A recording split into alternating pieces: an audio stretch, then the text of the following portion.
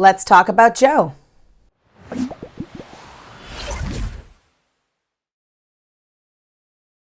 You guys know the shtick already. I'm not going to repeat it. Mirror is here.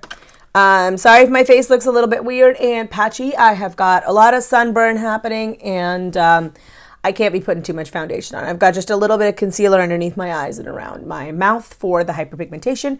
We're going to get right into our eyes. Once more, we are using the Strobe, well, I think it's called Shroud Cosmetics now, the Creepy Cute palette, and the Urban Decay Electric palette.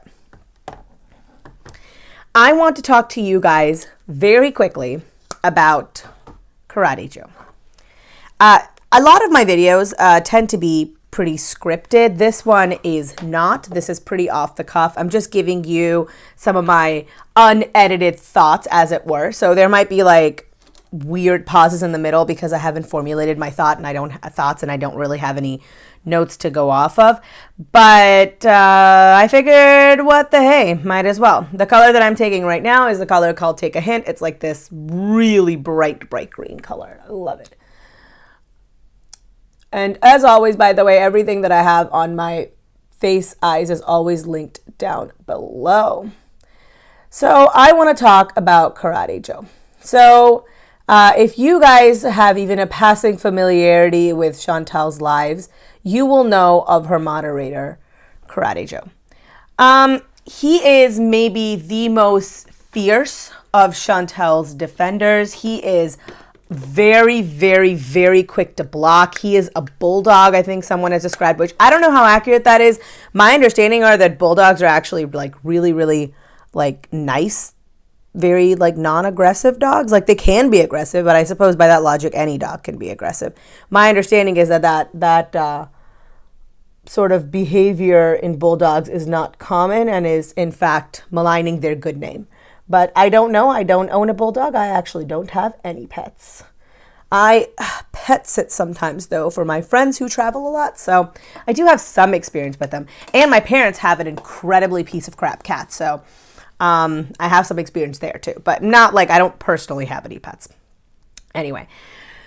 So she has KarateJoe as maybe her main mod. He's the one who you want in your corner when you are planning on stirring up shit, right? Which Chantel often does when her views are low and she's not feeling so self-assured. She wants to talk shit on other people and people will give her shit back. The energy you put out into the world is very much so the energy that you will receive. And because she puts shit out into the world, she receives shit in return.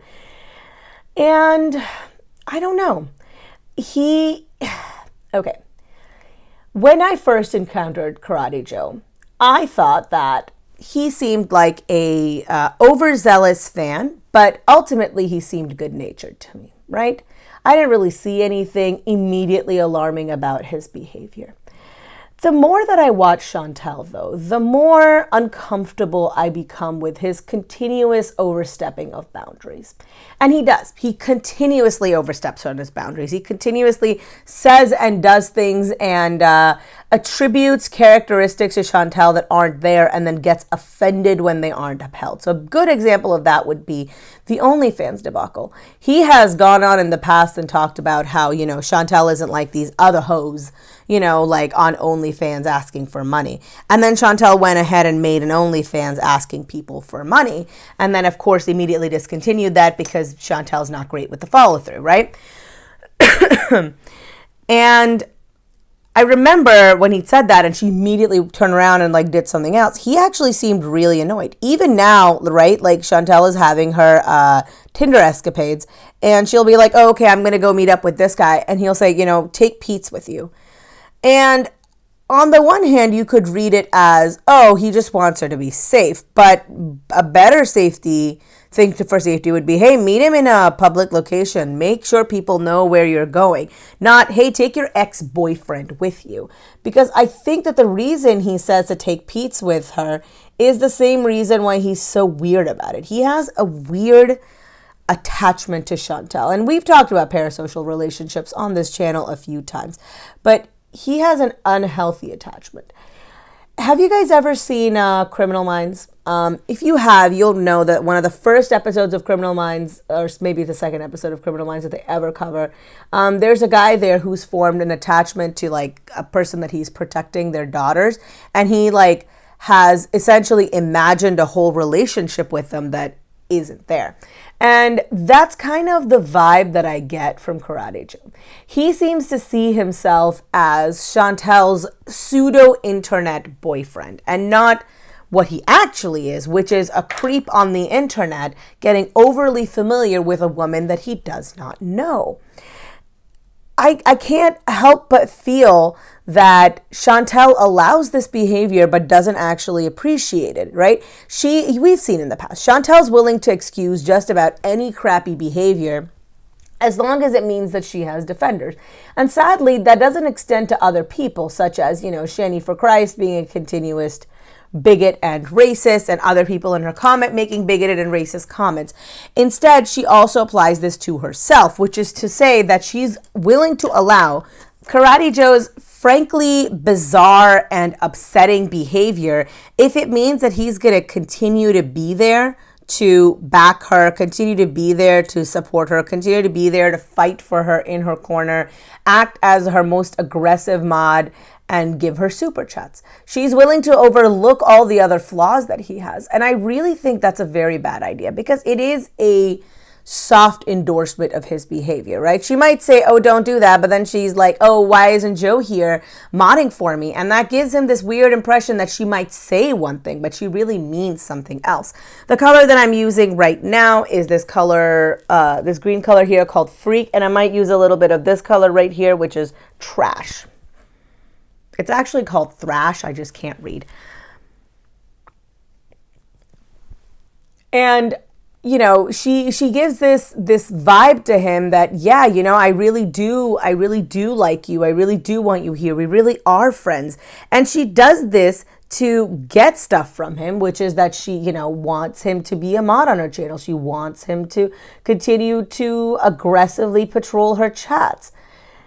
Despite what she says, right? She'll say something, she's like, only delete the very racist ones and stuff like that. But her mods know that that's just a code. And Joe knows that most of all. That means any dissent is to be vanquished as soon as possible. I can't help but feel that allowing this kind of behavior, allowing him to continue to act this way, allowing him all of these liberties that he's taken with you in his own head and tacitly encouraging it, I worry that it could lead somewhere bad, right? Like, look, Chantel has been doxxed. This is the Thrash color, by the way, that I'm using just around the edges to give it a little bit of a sickly, pukey green, edge, Chantel has already been doxxed. Kiwi Farms has all of her information. So if someone really wanted to find her, it would not be that hard to find where she is at any given moment. Chantel doesn't really leave her house very much, except right now, she's going to that field, but that field is right by an airstrip. I guarantee you, if I wanted to, I could probably find it. And then all they have to do there is wait. They could figure out where she is. And I don't know why you would put yourself in that kind of a position. I understand that he is supporting you, but also understand that, people who are this aggressive towards strangers on the internet generally don't have good things in mind for them. And despite what you think, you don't actually know this man. You only know the very vestiges of his personality, the very, the outermost, tendrils of who he is. The only way you know about him is the way in which he interacts with you. For all you know, he could be like a registered creep. I'm just saying you don't really know anything about him. So why would you keep encouraging him? Why would you softly endorse his actions when they could potentially have negative effects for you, Somewhere down the line, we have seen cases of fans getting overly familiar with creators, right? Of people like I think was it FaZe Banks? Anyway, it was a big YouTuber. He just recently came back talking about how they just took their entire lives off the internet for a little while because people were showing up at their place. They bought a new place. They moved with enhanced security, right? We've seen that happen. Philip DeFranco himself has talked about it. There was a YouTuber who was unfortunately harmed she was murdered because of an obsessed fan. And going further, Ronald Reagan was assassinated because of stuff like this. So you want to be careful. You definitely want to be careful. And with a platform that is as interactive and as social as YouTube, that kind of behavior is only encouraged, right? It becomes more prevalent, not less.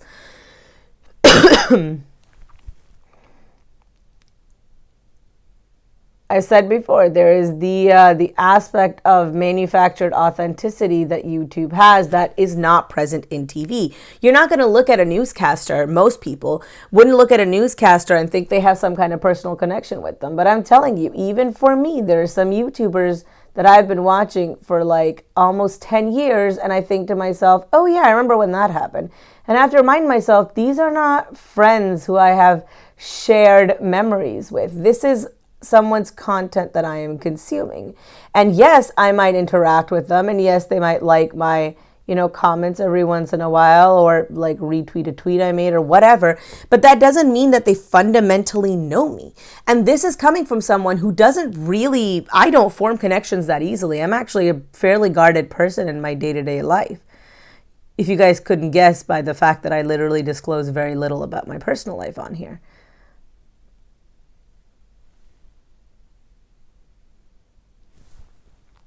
And so as difficult as it is for me, I still have this sort of over response to YouTubers. And I'm sure I'm not the only one, right? There are people out there who will defend their ride or die YouTubers like to the very bitter end, right? I mean, look at the whole James Charles situation. There's people there who are literally willing to defend grooming. So I can understand how that kind of thing can get out of hand. But if you're not willing to check it within your community, you're encouraging it. Not just Joe, but you're encouraging other people who'd want to take those kinds of liberties too. Even if Joe is perfectly fine, he's totally harmless, he would never hurt a fly, he would never do anything. There are other people who are watching who potentially could, right? And they might see this as being, oh, she's totally cool with having such an informal relationship with her viewers. She'd probably be really happy if I showed up at her house to surprise her, And that kind of thing can get really dangerous really, really fast. I don't know. The whole Joe thing really weirds me out. I really worry about Chantel as a whole, but I in a weird kind of way, right? Like, once more, this comes back to parasocial relationships. I don't really know her, but I feel like I kind of do. I've watched so much of her content that I can't help but feel a sense of, I don't know, worry, of kinship, of understanding. A lot of what she does resonate with me because I have my own weight struggles, like I've said.